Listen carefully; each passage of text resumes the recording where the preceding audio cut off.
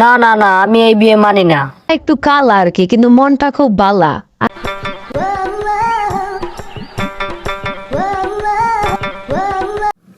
এই মিয়া শফির বাপ, আপনাকে আমি সারা দেশ খুঁজে বেড়াইতেছি, আপনার তো কোনো খুঁজেই পাইতেছি না। আর আপনি এখানে এসে পড়ে রয়েছেন। হাই হাই, কয় কি ঘটক ভাই, হঠাৎ আমার খোঁজ করলেন কেন? কি আবার তলব? আরে শফির বাপ, আছে আছে, গরম খবর আছে। এখান কি দাঁড়িয়ে থাকবো না কোথায় গিয়ে একটু বসবো?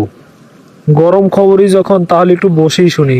চলেন পাশের রেস্টুরেন্টে যেয়ে বসি। ভাই সাহেব, পোলাও তো বড় হয়ে যাইতেছে, আর এই সুযোগ কিন্তু হাতছাড়া করা যাবে না। ভালো একটা সুযোগ আসছে। সেইটাও আর কি, ভালোভাবে খোলাভাবে বলেন। বলছিলাম ভাই সাহেব, আমার থেকে একটা ভালো পাত্রী সন্ধান আছে। মেয়ের বাপে অনেক টাকার মালিক, বাড়ি গাড়ির মালিক, 5টা কোম্পানির মালিক, একমাত্র মেয়ে। একটা সুপাত্র খোঁজ করতেছে। আপনার তো একটা ছেলে আছে, তাই আমি বলছিলাম আপনার ছেলেকে এই সময় যদি বিয়েটা করাই দিতেন, তাহলে তো অনেক টাকা পাইতেন, অনেক গাড়ি বাড়ি পাইতেন। ঘটক ভাই, এগুলো আপনি কি বলেন? আমার সফি এখন অনেক ছোট, এখনই কি তাকে বিয়ে করানো যায়? ভাই সাহেব, চাইলেই পারা যায়। সুযোগ কিন্তু বারবার আসবে না। মেয়ের বাপে 5-5টা কোম্পানির মালিক, আবার গাড়ি দিবে, বাড়ি দিবে, একমাত্র মেয়ে বলে কথা। সুযোগ হাতছাড়া হয়ে গেলে তো আর লাভ হবে না। কি করুম, ফলো বেকার, আবার এরকম সুযোগ যদি হাতছাড়া করে হলাই, তাহলে তো পরে পস্তাইতে হইব। যাক, যা হইবই, চান্স একটা নেই। ঘটক ভাই, এতই করো যখন বলছেন, তাহলে একবার ভেবে দেখি, আর ছেলের সাথেও কথা বলি। আপনি একটা ডেক ফিক্সড করেন, তাহলে একটু যায় দেখি। তবে ভাই সাহেব, একটা কথা বলে নেওয়া ভালো, মেয়ে কিন্তু একটু কালো, এই জন্যই ভাই এই অফার। আগেই ভাইবা দেখেন, পরে গ্যাঞ্জাম করেন না। ও আচ্ছা, এই জন্য এত এত অফার।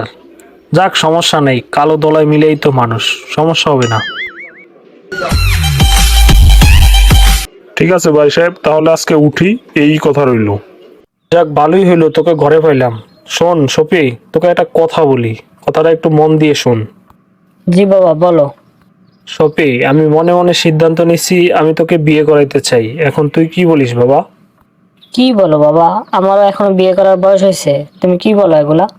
শোন বাপু, অনেক ভেবেচিন্তি আমি এই সিদ্ধান্ত নিছি।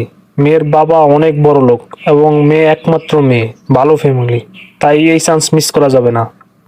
বাবা, আমি এখনো বেকার, আমি কিভাবে সংসার চালাবো? তুমি কি বলতেছো এগুলা? আমি তো কিছুই বুঝতেছি না। আরে বেটা, আমি আছি না, আমি থাকতে আবার কিসের চিন্তা? তাহলে এইটাই ফাইনাল কথা, তুই প্রস্তুতি নে। বুঝলাম না, বাবা হঠাৎ এই সিদ্ধান্ত নিল।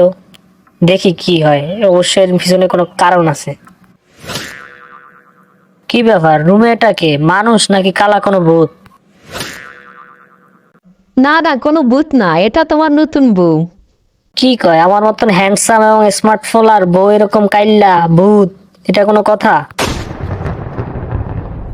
আমার চেহারা একটু কালা আর কি, কিন্তু মনটা খুব বালা।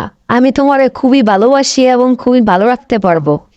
না না না, আমি এই বিয়ে মানি না।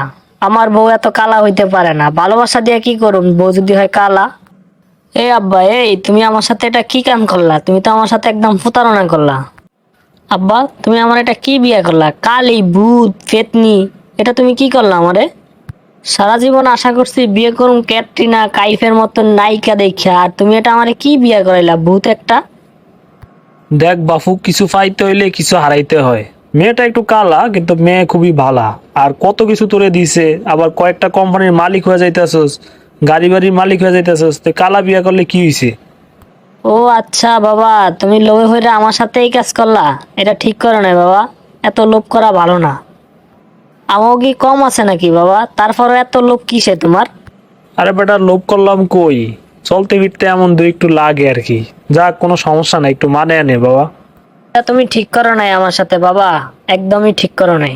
আমাদের গল্পগুলো যদি আপনাদের কাছে ভালো লেগে থাকে, তাহলে অবশ্যই কমেন্ট করে জানাবেন, এবং আমাদের পেজটাকে একটা ফলো দিয়ে দিবেন, এবং ইউটিউব চ্যানেলটাকে একটা সাবস্ক্রাইব করে দিবেন।